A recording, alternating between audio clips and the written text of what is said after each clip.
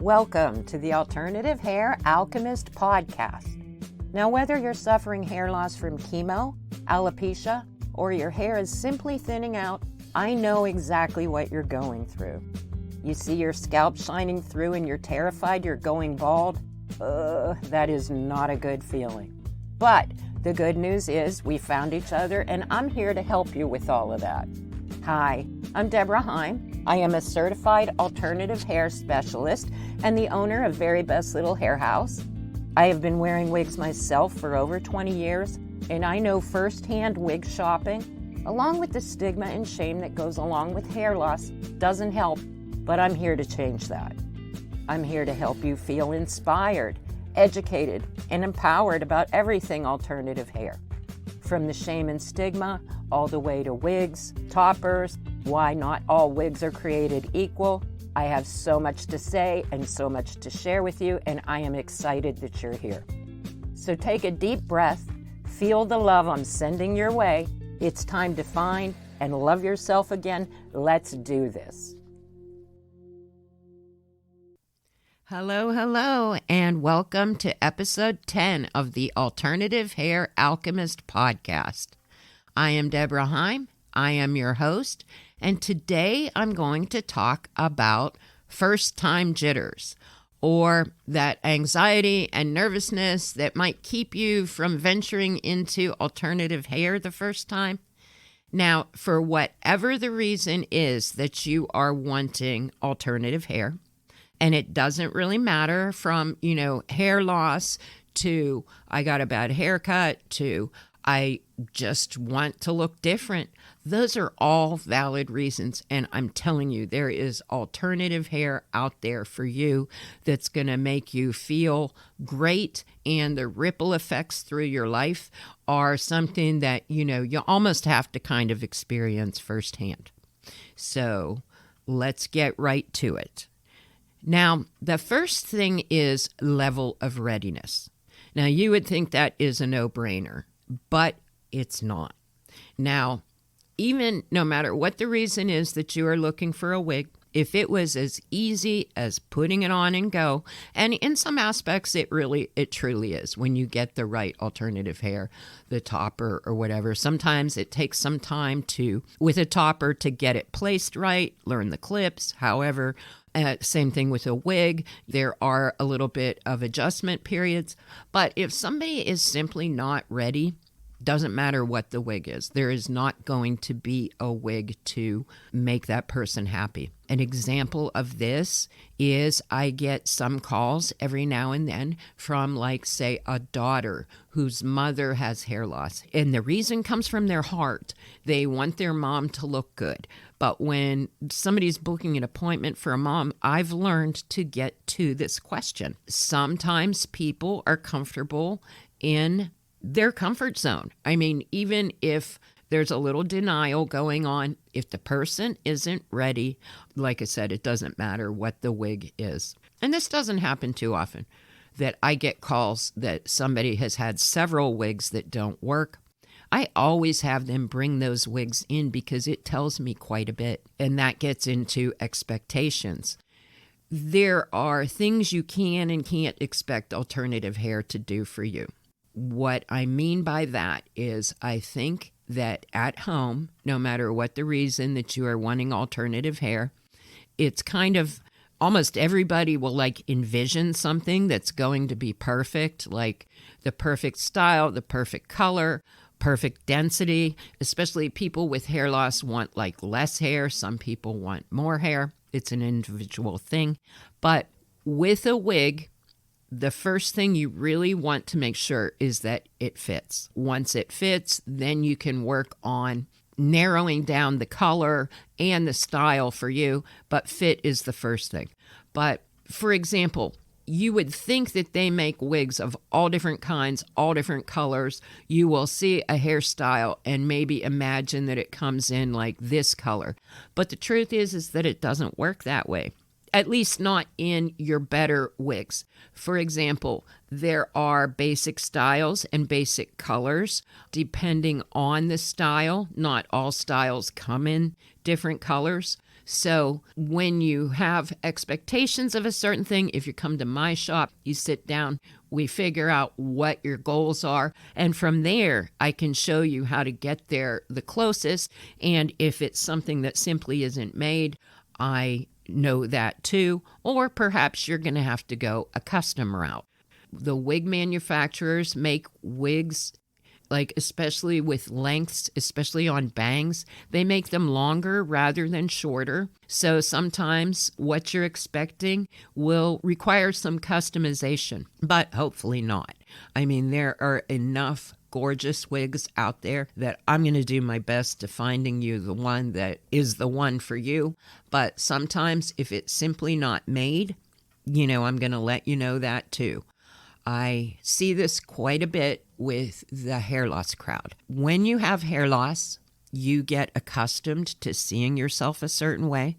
And I wrote about this in my book. It becomes your normal. So almost any type of wig will seem like it's too much hair. But we can figure that out on the try-on process. But I see women kind of tend to imagine that there are wigs out there that mimic hair loss, if that makes sense. I will put a perfect low density wig on them and the feeling that it's still too much hair.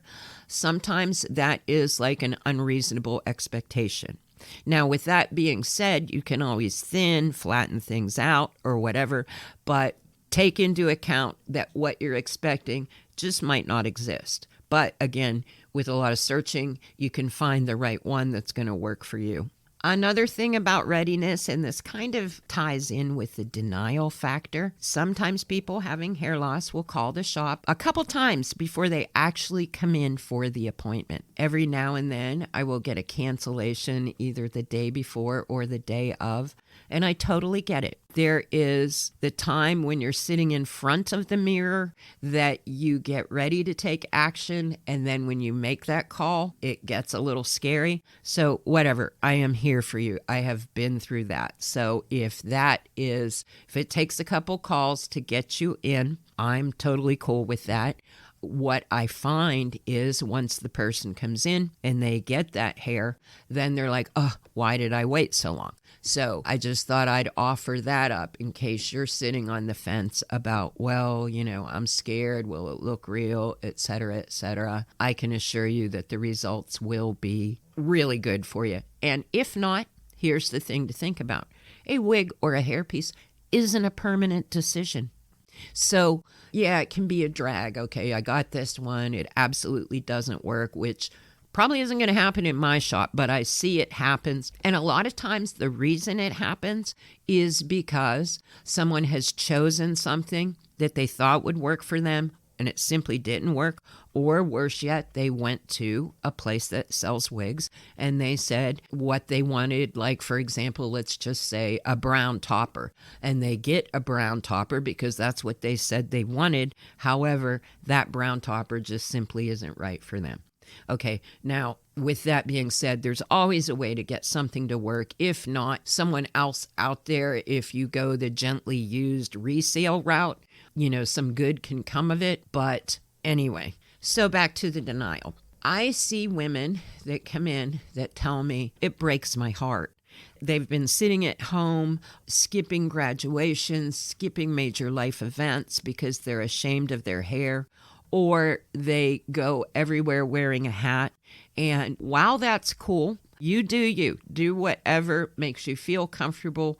And I'm okay with that. However, if I can convince you that there is alternative hair out there that might help you feel a little better, at least participate in major events, I certainly want to do that.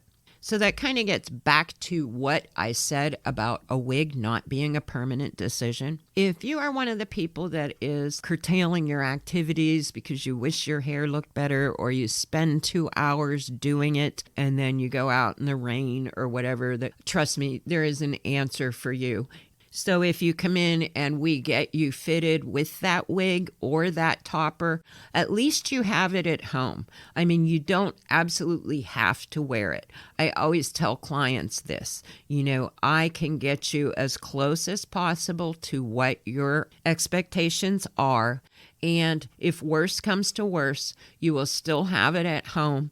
And this happens quite a bit of the time. I either get two things. The first thing is someone will say, well, I'm not going to wear the wig, topper, etc., except for special occasions. And then what happens is they get used to seeing themselves that way, and then they wear it all the time. Or the worst case scenario is they don't wear it. And at least it's there, and I hope that they will get the courage to put it on. I can tell you from the view of my shop, nobody leaves with something that isn't totally natural looking and hopefully everything they expected. But, that fear can keep you from keeping action. I see it sometimes too with hair loss, a little bit of denial.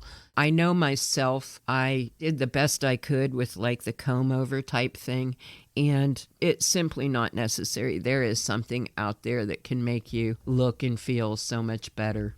One bit of advice that I always get the clients that are nervous that, it looks like a wig or a topper or whatever is, there is probably somebody in your life that you trust their opinion and they're a reasonable person.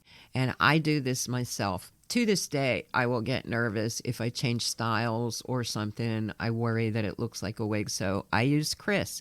I will bring him into the bathroom under the bright light, have him look at my lace front or whatever, and answer that "does it look okay?" question. And that's how it works because, with me, I know I have anxiety. So I know I tend to make things bigger in my mind. So by having a reliable person, hopefully you have one that you can ask the opinion of that gives you that extra boost of confidence before you go out the door.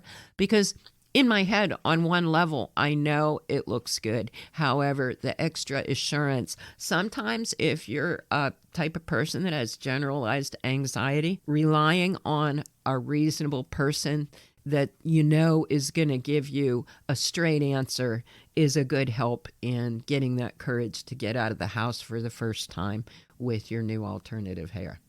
And the last thing I wanted to add in a little bit on the denial front is that I see also with people going through hair loss that are pursuing the dermatologist route and the things to help generate regrowth. I'm always for that. Whatever you want to do, I am for that. But don't let waiting for your hair to come in to stop you from investigating alternative hair. I found myself that when I got good alternative hair, whether it was the topper or the wig, it allows you to focus somewhere other than the hair loss because I don't know, with myself, I found that at least when I had the piece to go out, which I knew I was going to get compliments in. I've always gotten compliments on my hair, alternative hair, let's put it that way. That's something like when you're going to look forward to that definitely helps you get out of the house. And sometimes, though, I just remembered that can cause a little bit of fear in itself because when you're not used to the attention or the compliments, that can make people a little bit uncomfortable. But I guess we'll get into that in a whole nother episode because I do see this effect sometimes of what I call looking too good. And maybe that'll be next week's episode. But hopefully I've said some things that have helped you today. If you liked what you heard, follow us. I have a wig group on Facebook, Wise Wig Advice. I'm on Twitter at Deborah the Wig Lady, Instagram at V Hair House, recording the audio version right now of Too Much Hair, which is available on Amazon. So hopefully if any of those sound good, check them out. And until next time, you're beautiful, love yourself, and rock that alternative hair.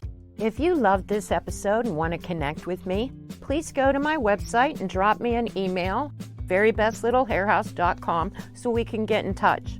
And until next time, remember that you are beautiful, perfect, and loved just the way you are.